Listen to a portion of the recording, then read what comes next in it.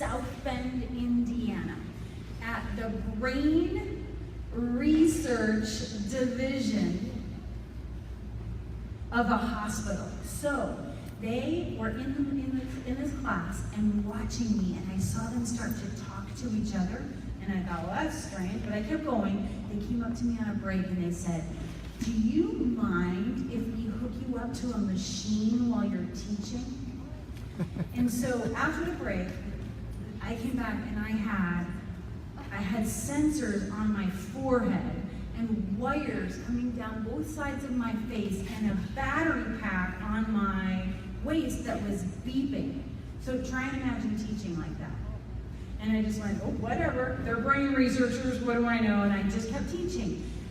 And at the end, I could see them all just sitting in the back and grinning and like looking at each other and grinning. So what it turns out is that 90% of the time when I am teaching, my brain is in the state that Krashen describes as flow. I am in flow. Mikhail Csikszentmihalyi wrote the book Flow. I'm in flow while I'm teaching. So here's what flow is. There is this focus that once it becomes intense leads to a sense of ecstasy, a sense of clarity. You know exactly what you want to do from one moment to the other. You get immediate feedback. Can I turn it?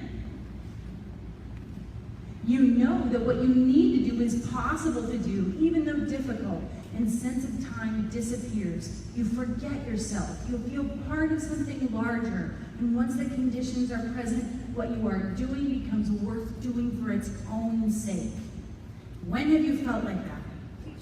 Teaching. When else? When have you felt like that? Does anyone play piano? Where you like lose track of time? Guitar.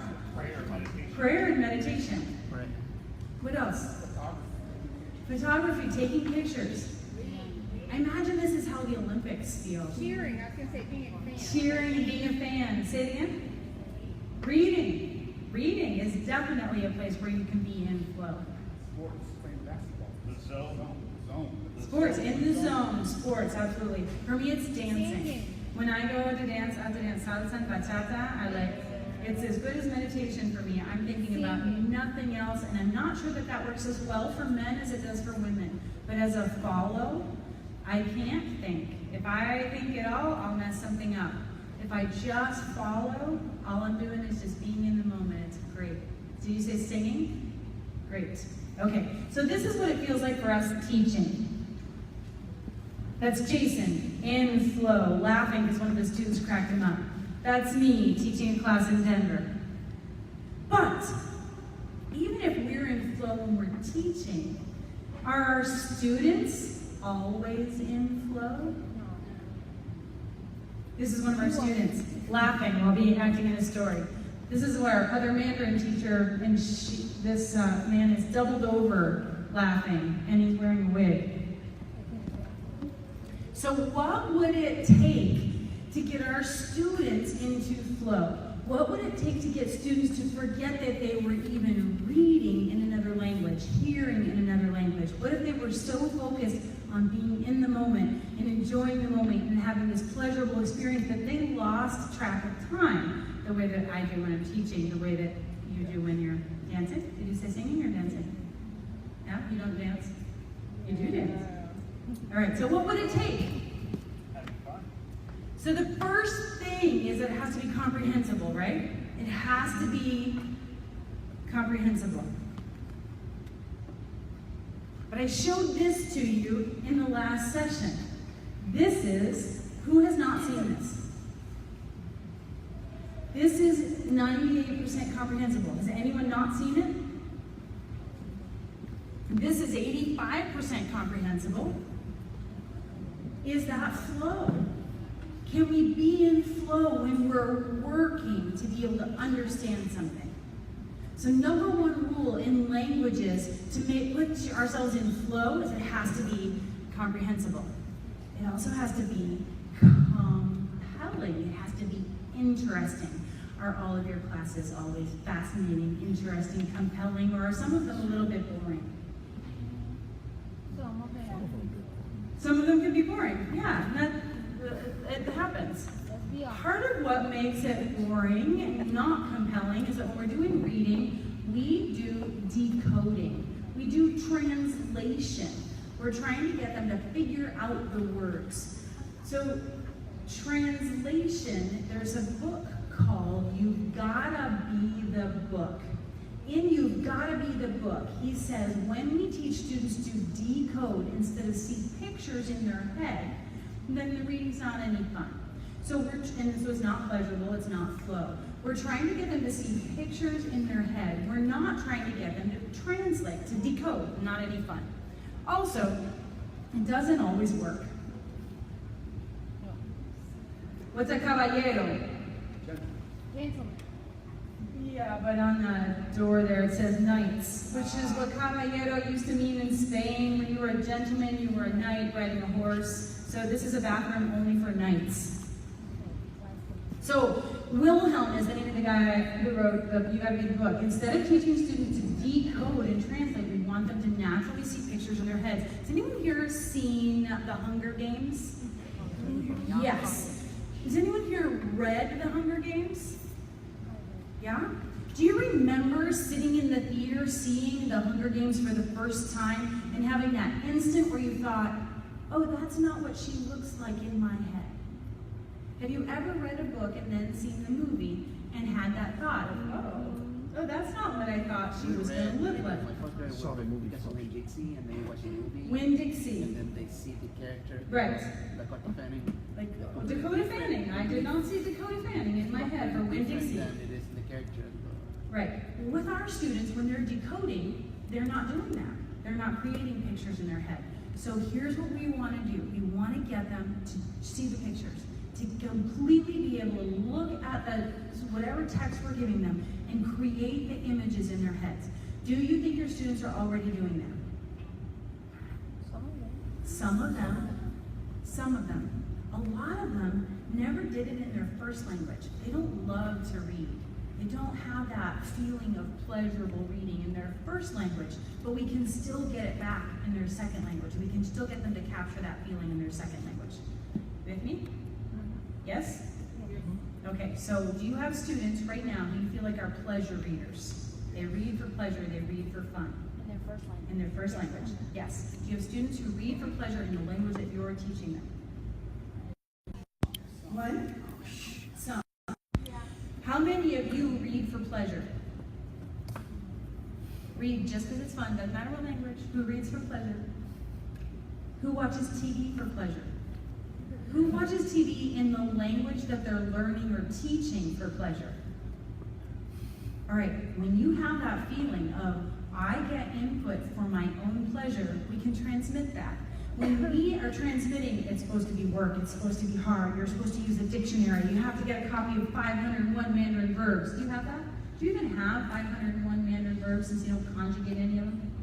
No? It's just a grammar thing in Spanish, French, we're just nerds. How many of you have one copy of 501 verbs? How many of you have more than one copy? How many of you have an old edition, but then bought a new edition just in case a verb had changed? Yeah, grammar nerds. We're not normal. People don't understand us. Okay, interesting input. This is crashing. Interesting input lowers the affected filter. Compelling input destroys the affected filter. Interesting input decreases the urge to focus on form. Compelling input destroys the urge to focus on form. Here are the 3 things you need. It has to be comprehensible and compelling, and that's the wrong slide. It has to be comprehensible, compelling, backward, input. It has to be comprehensible, compelling, input. What does it have to be? It has to be 3 things. It has to be comprehensible, compelling, input. It has to be what? Comprehensible. And it has to be compelling, and it has to be input. Okay, so. Put the quote back real quick. No. When I come back, I will.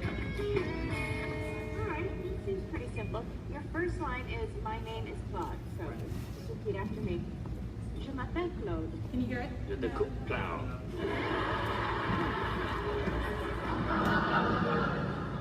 Let's try it again. Okay. Je m'appelle Claude. Je t'appelle Blue. Huh. It's not quite what I'm saying. Really? Sounds exactly the same to me. It does? Really? Yeah. All right, let's just try it again. Really listen. Got it. Je m'appelle Claude. Je te flee. Oh mon Dieu. Oh, des fous. Okay, so it has to be what? Comprehensible, and it has to be compelling, and it has to be. Does this work, what she was doing with Joey? I know some French. I can teach you French by saying things in French and having you repeat them after me. Yes? Does it work? No. Output does not lead to language acquisition. What leads to language acquisition? Comprehensible, compelling, input. There are two things that make input. What are they? What you hear and what you read. Okay, read was the word I was going for, but C works. What you read. Output does not lead to language acquisition. Output does not lead to language acquisition. So does it matter if they practice what they say? Does it matter if they repeat after us? It doesn't. But spontaneous output would have been great had he actually said anything in actual real French. There you go, there's a sign. You say it doesn't matter if they practice? No. Would it have helped Joey? Sorry? Would it have helped Joey? Je m'appelle Claude. Would it have helped him to repeat that over and over and over again? It takes time. You should try that. It's actually a much longer clip. I just did the 1 minute. Got it? Comprehensible, compelling, input. However, we don't want them to be reading before it's comprehensible, and we don't want them to be reading while they're watching the movie, right? So you can't multitask. We do put the books in their hands and say, yeah, read along with us as we're acting it out and doing readers' theater, acting out parts of it, but we're really not there yet. When we go to read, by the time we get to reading, we can bypass decoding by making sure it's comprehensible. So I'm going to show you what I do, but I'm not actually going to do it. I'm going to go through the steps quickly of how to do readers' theater so that you can apply it to any kind of reading. If you think about the story that we did this morning,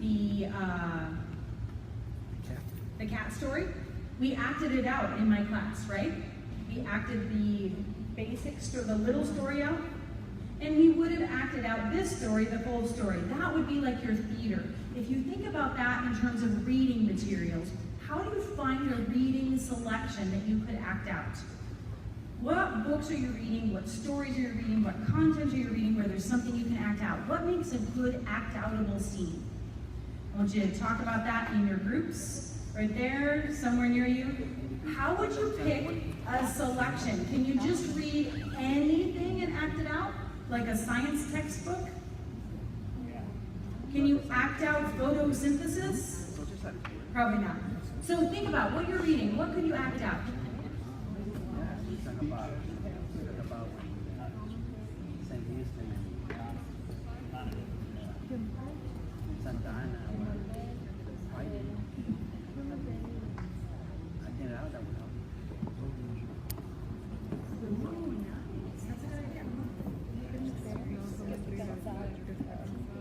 Yes.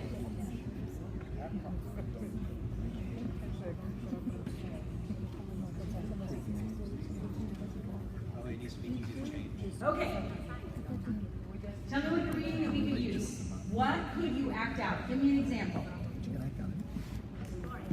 What kind of story?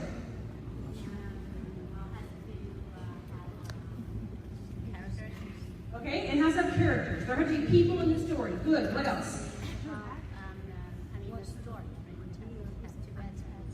There has to be a story, there has to be action. Good, there has to be action.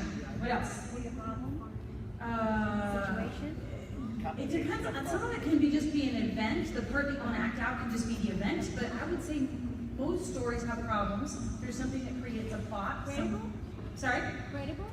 Like, you believe in the story? Oh gosh, and you can totally act out crazy things. Like you don't have to believe in it. You just have you as the teacher have to put a lot of credibility into it, even if it's not real. Because you can do fiction. Fiction works well. What did you guys come up with? What did you come up with? No. What could you teach? Me? You're on camera, so say something smart. Sorry. No, what we were saying is like a story that has a lot of action would probably be the best way. Like we were comparing Hunger Games to like Steppenwolf by Herman Hesse. You know, like Yes. a book that's got a lot of action going on is better to act out. So in anything, we're looking for that kind of drama. But even in Hunger Games, there's a lot of downtime. There's a lot of background information, not a lot of action all the time. You want to act out the action scenes. You want to do theater and be very selective about which parts you do. Okay? All right? Anything else? Okay, first thing we do to make reading comprehensible is we take the vocabulary out. That's the backward planning session from this morning. What are you going to do first? TPR. Bring out your TPR words. Do storytelling, do PQA, ask questions, act out the story. When you actually get to the reading, that's when you do reader's theater. We're about to do the reading. We're going to make sure that it's really comprehensible. They have when they get to that reading, they completely understand what's being said. What they're reading. For the first time, it raises confidence, it makes it pleasurable. All right, so what I need now are my Don Quixote, and Sancho Panza. So come on up. And we're going to stop this here. This session is on a different video already posted, the Don Quixote section of Reader's Theater. So we're not going to record, and this is going to continue with movie talk with Darcy Pippins.